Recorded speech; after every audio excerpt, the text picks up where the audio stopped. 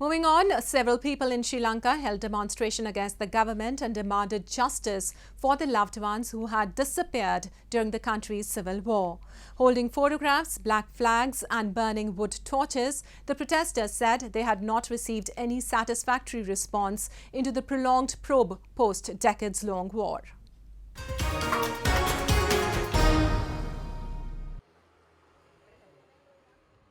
Clad in a black sari, Arumuga Lakshmi boarded a bus in northern Sri Lanka filled with other people headed for the same destination.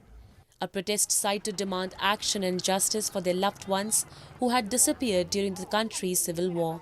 In the northern province's town of Kilinochchi, some 70 kilometers north of her home in Vavuniya, Lakshmi marched among the families of people who disappeared during the war. Holding photographs, black flags and burning wood torches, the protesters wound their way through the town under the watchful eye of local police.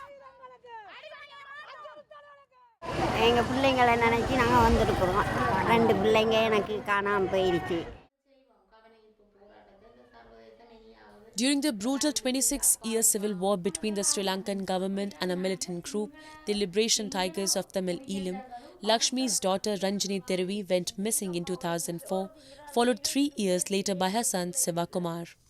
Few, if any, have been accounted for, and government officials have offered varying details of what happened to them, which is still unknown despite investigative efforts. The instances of enforced disappearances in Sri Lanka rank among the world's highest, with human rights group Amnesty International estimating them to number between 60,000 and 100,000 since the late 1980s. But the government's Office on Missing Persons, set up in 2017, said it had just received 14,965 civilian reports of disappearances from 1981 onwards.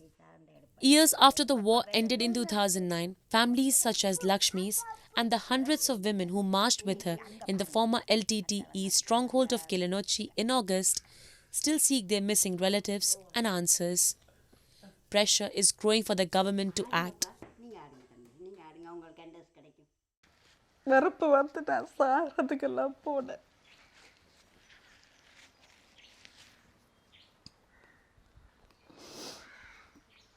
நிறைய தடவை செய்துட்டேன்.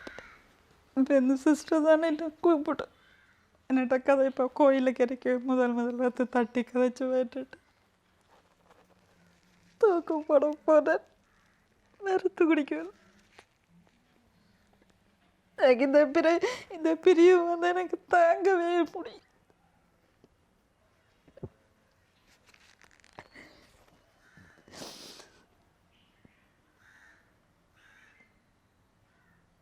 இப்போவும் சரியான மனவேதனையோட தான் வாழ்ந்து கொண்டிருக்கிறேன்.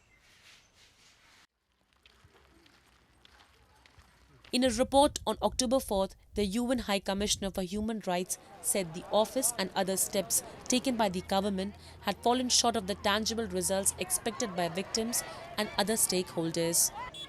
Sri Lanka says it remains committed to pursuing tangible progress on human rights through domestic institutions.